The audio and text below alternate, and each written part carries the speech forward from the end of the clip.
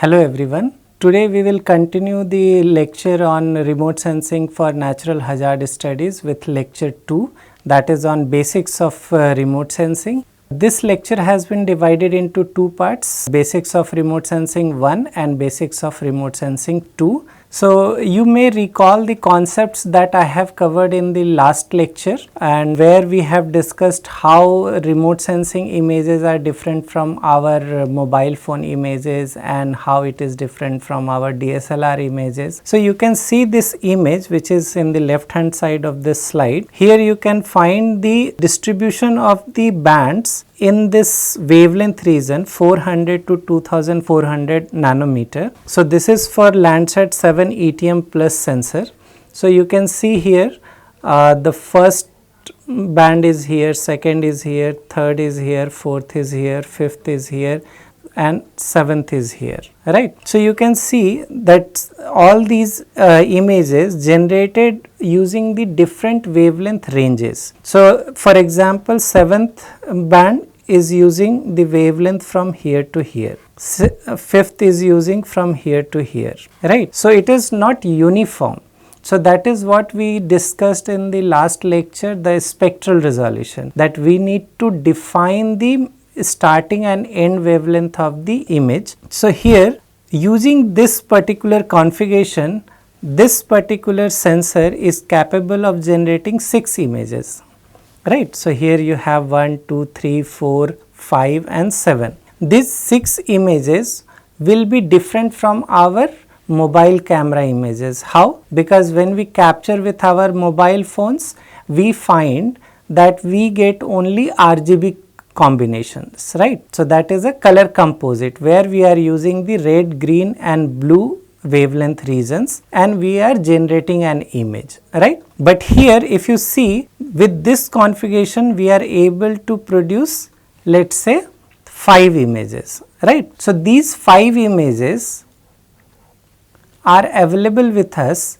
in separate files, right. So, can you just think of how to store these images together?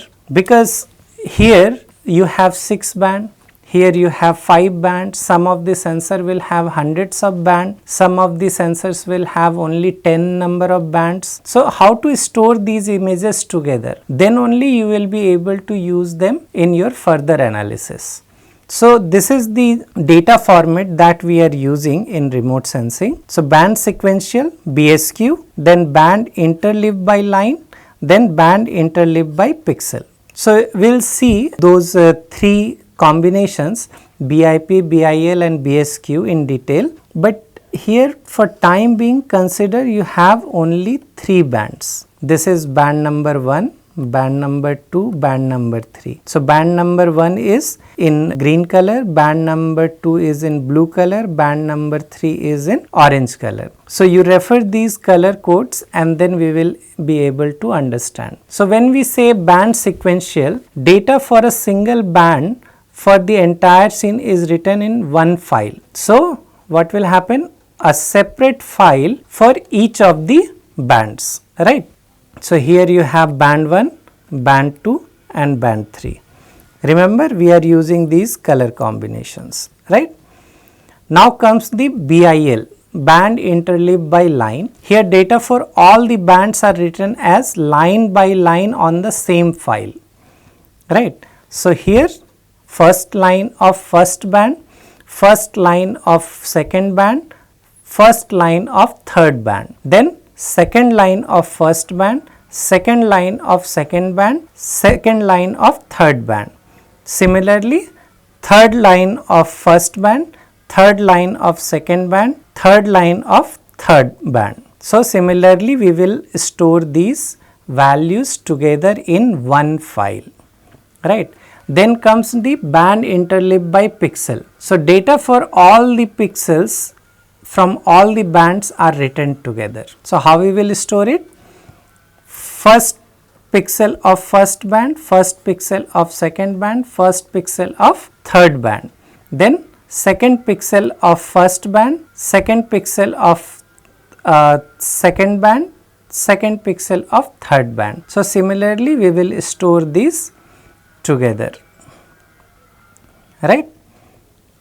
So these are three basic data formats that we are using in remote sensing to store our satellite images. I hope this concept is clear, because our mobile phone or camera photographs are produced in RGB combination. So there you are using only the JPEG or the TIFF. So that is very simple. But when you are handling the more number of images together, which is captured by the same sensor at the same time, then you need to store them together for the further analysis. For that we are using this BIL, BSQ and BIP data formats.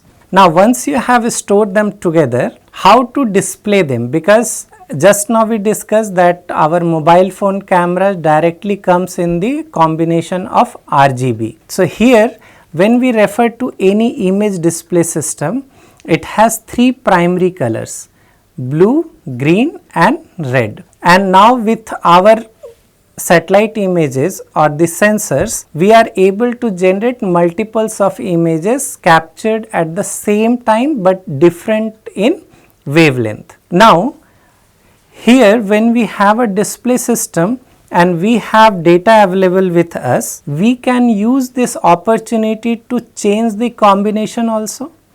So we need minimum 3 inputs for this to display the data. Now here what we can do is, we can just direct this third band to red, second band to green, first band to blue, and here you will get a image, right. When we are providing the input from this satellite image, your data sets will be displayed in your display system. Now this combination blue to blue, green to green, red to red, this is not mandatory. This is very flexible. Depending upon your application, your objective, you can choose any of the bands that will pass through red or blue or green, right. So that we will see here. So here you have a display system. Here these are the primary colors of your display system and these your data sets. So minimum 3 bands you require to provide the input to display your data, right. So display of remotely sensed image, we generally use these 3: false color composite, natural color composite and grayscale image.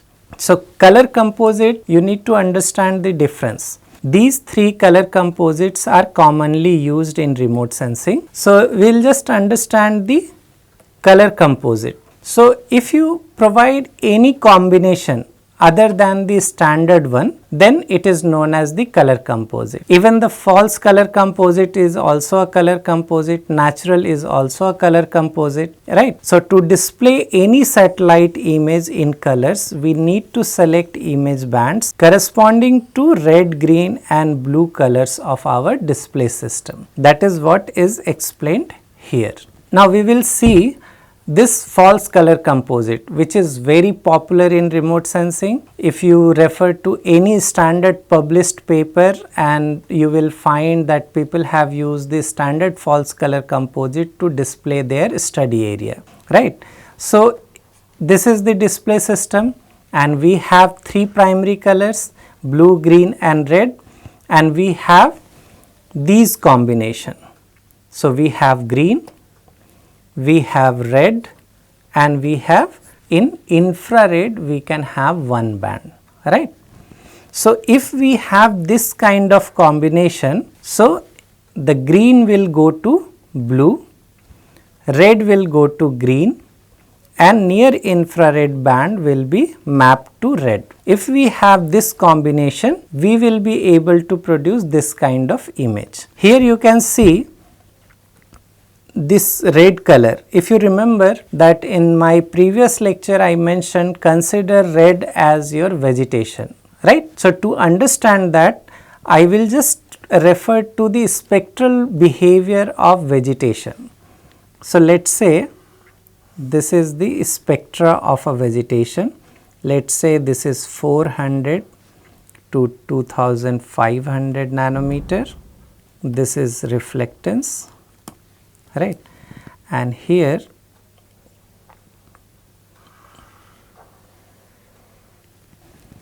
so this is the typical vegetation spectra. Now here you see this is the green region.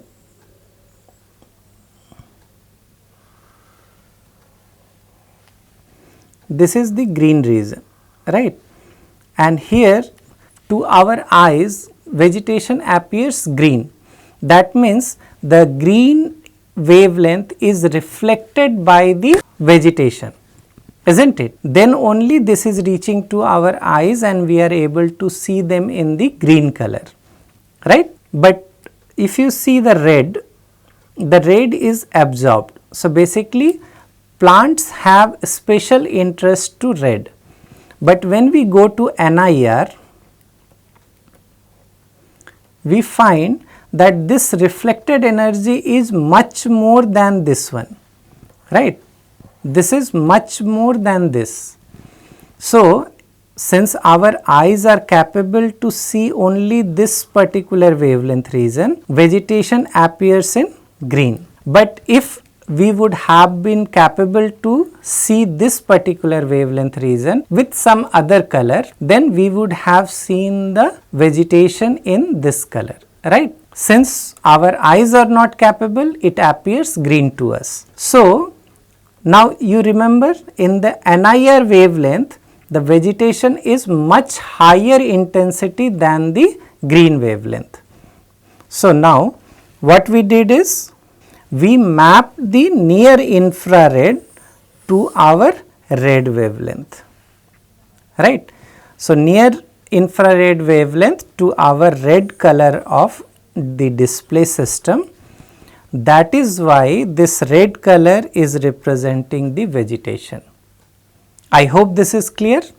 Now we will talk about the natural color composite. So this natural color composite, it is as good as we see the objects. In the same color we will try to generate the images. So blue wavelength will be mapped to blue color, green will be to green, red to red, right? So if this combination we use, we will call it natural color composite. If we use green to blue, red to green, near infrared to red, we will call it standard false color composite, and the images will appear like this. So here you can see the vegetation will appear in dark green or light green depending upon their color. The ocean part you can see it is appearing into the blue color or maybe the dark color depending upon the suspended sediment. So this is the natural color composite. Now we also have a image which is called panchromatic image, where we have only one image.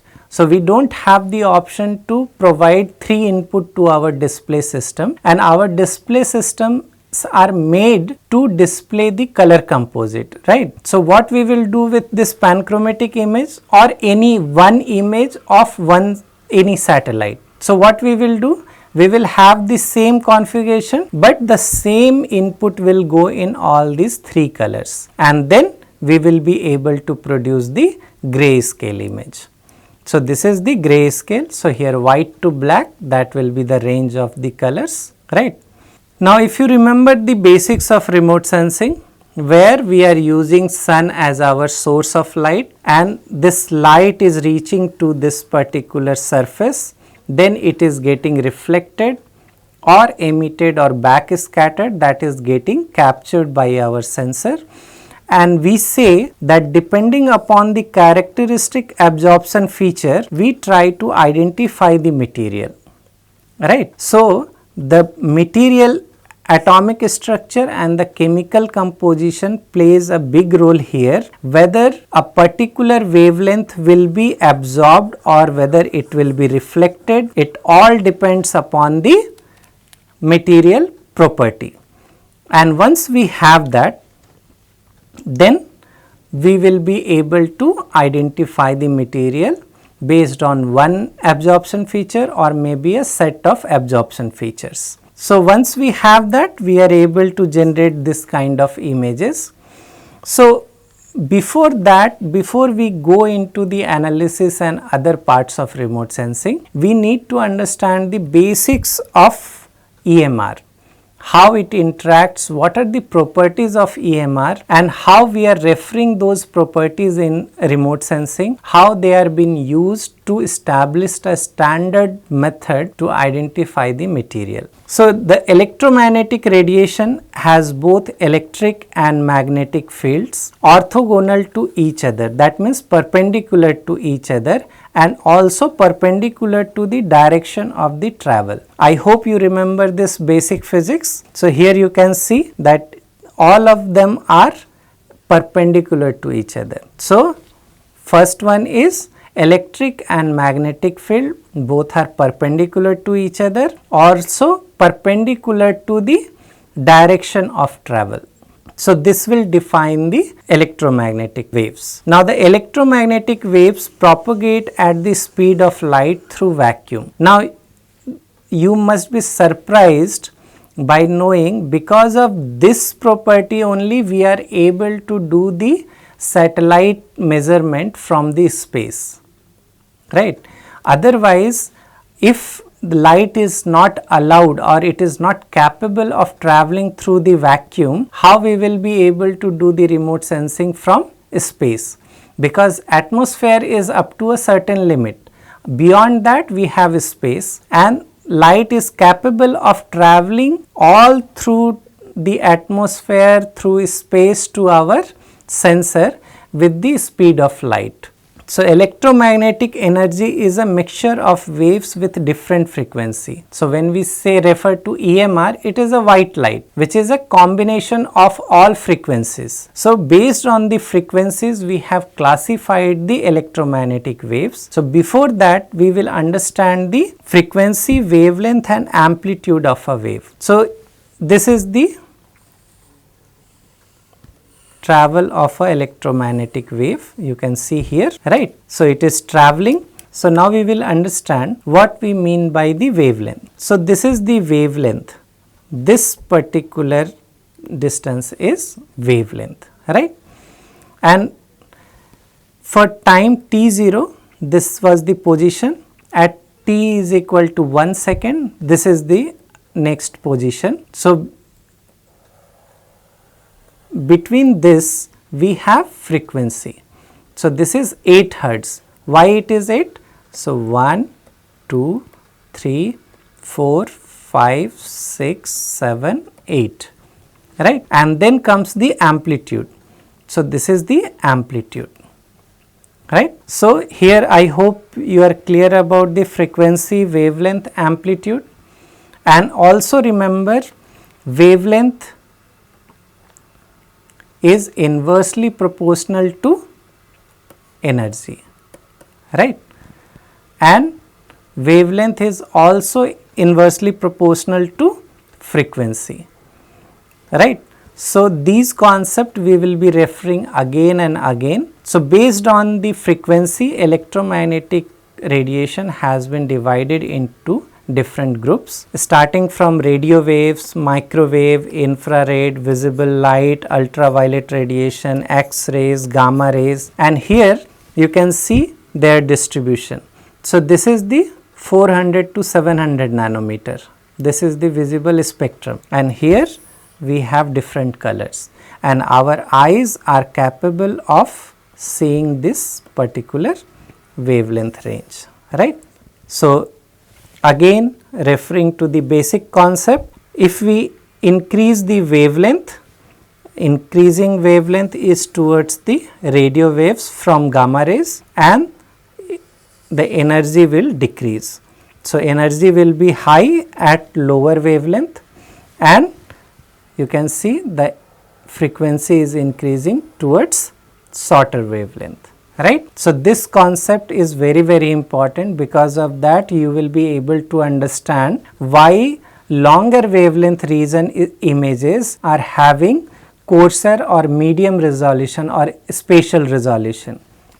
So, again I will refer to those concepts. So, if let us say you have a sensor which is looking at the ground, right. So, this is one individual detector and this is the IFOV. Now, the wavelength, let us say we are using 400 to 410.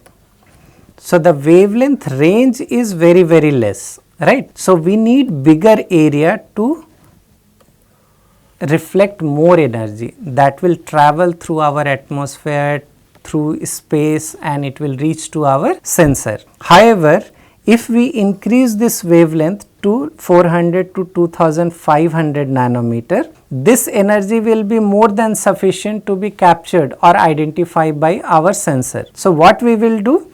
We will try to reduce the size. So, that is why when we have longer or the broader wavelength range, the spatial resolution is less. That means the fine spatial resolution images we can produce. However, when we have a smaller wavelength region, right, then we need to have the coarser or medium spatial resolution to produce our images because of the relationship between energy, wavelength and frequency, right. So, the relationship between the wavelength and frequency is given by nu is equal to c lambda, where c is the speed of the light, and here we can easily see that nu is inversely proportional to lambda. The relationship between the energy and frequency is E is equal to h nu. So, we can change this and we will have the E is equal to hcy lambda, and E is inversely proportional to lambda. That means energy is inversely proportional to wavelength, and because of this concept only we are restricted to have the better spatial resolution in the longer wavelength region, right. So, again going back to the basics of remote sensing, how remote sensing is being done. So, sun is our source of light which illuminates the target, and then the light passes through our atmosphere, reaches to our earth's surface, then it gets reflected and again it interacts with our atmosphere, then again it travels through the space to reach our sensor, right.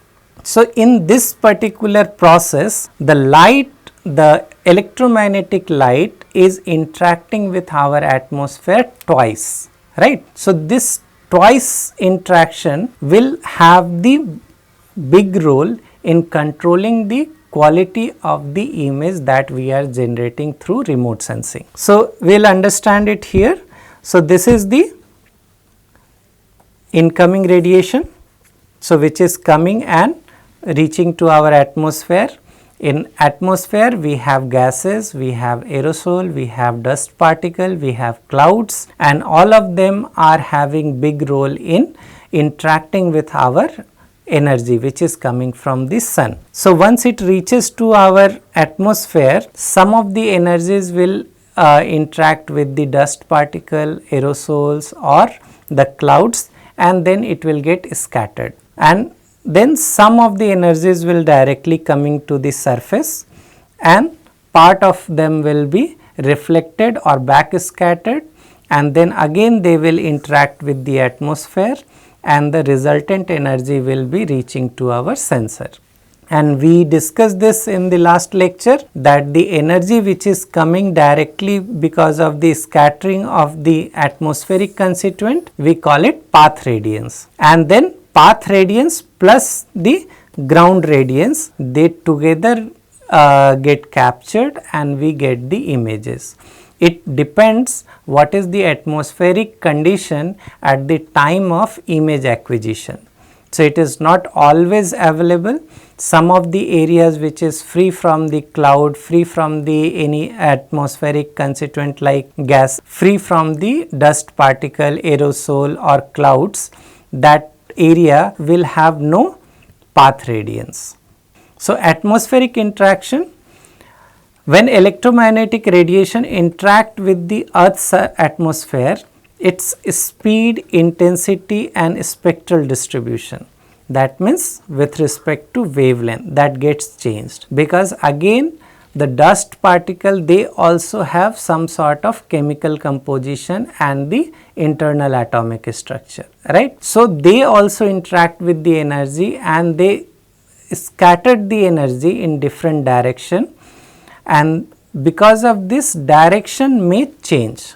So, because of the atmospheric interaction, speed, intensity, spectral distribution and direction all are changing. So, scattering and absorptions are very important process to describe or understand the process of interaction of electromagnetic light with Earth's atmosphere. So, the first one is scattering. So, it causes to change in the direction which is unpredictable. Remember that because of the scattering, if the light is changed or the direction of the scattering is changed, that we cannot model, we cannot predict, right.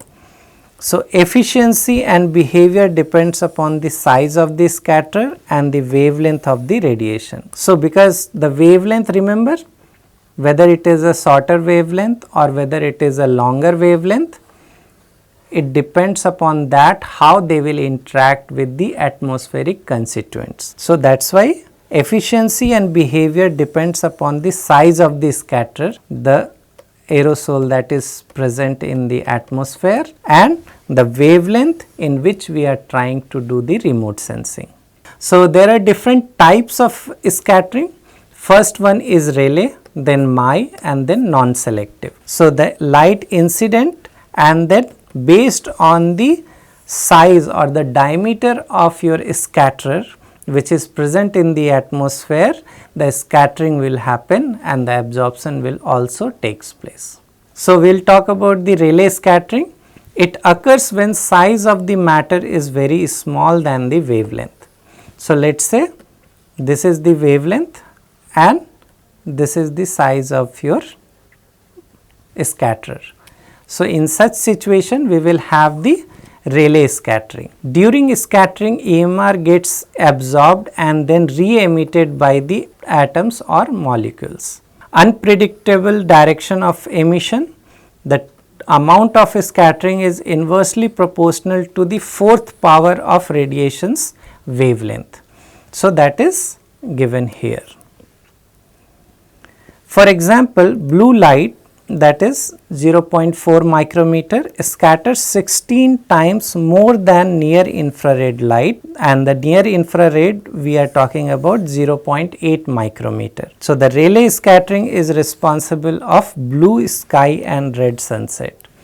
So, remember, because of this scattering we are having the blue sky and the red sunset. Now, the Mie scattering occurs when there are spherical particles present in the atmosphere with diameters approximately equal to the wavelength of radiation. So, here the wavelength and the scatter both are equal, right. For visible light, water vapor, dust and other particle ranging from a few tenths of a micrometer to several micrometer in diameter are the main scattering agent. The amount of Mie scattering is greater than relay scatter and the wavelength scatters are long, because we are talking about the similar size of the scatterer and the wavelength.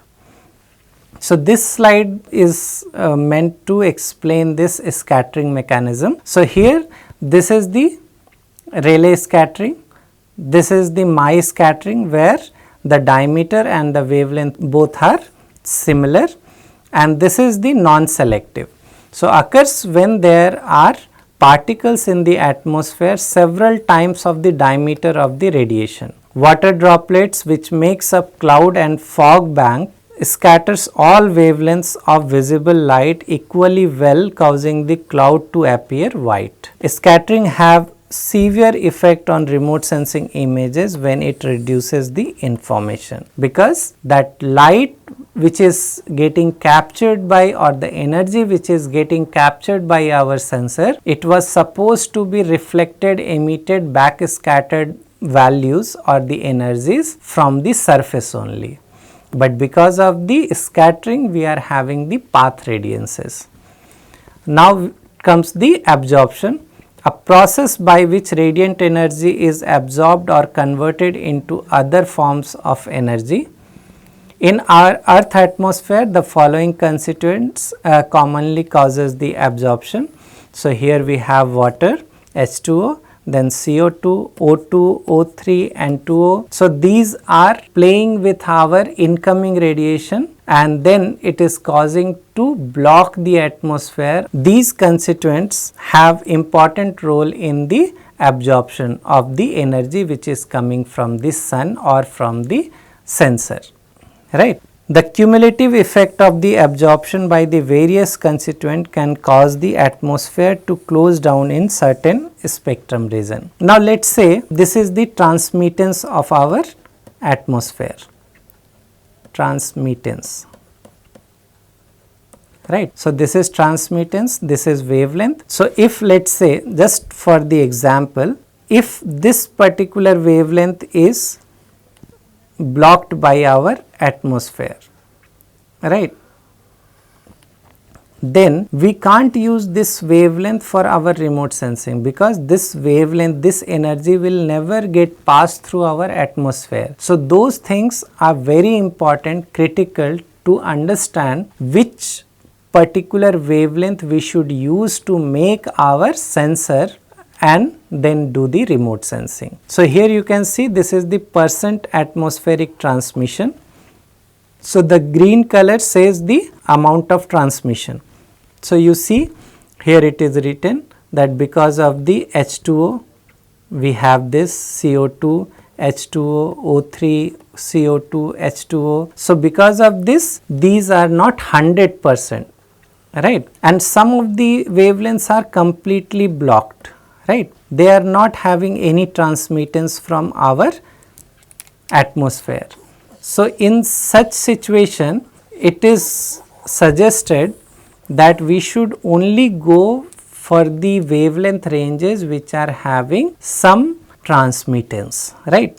So, here if we select this particular wavelength range, right, to design our sensor, then we will be able to capture the energy. But if we use this particular wavelength range to design our sensor, then we will not have any energy to be captured by our sensor, because everything is absorbed by our atmosphere, right. So, the sensors are designed to operate in these less affected wavelength region, and these are called atmospheric window. So, these windows are the wavelength ranges which are less affected or not affected by the atmosphere.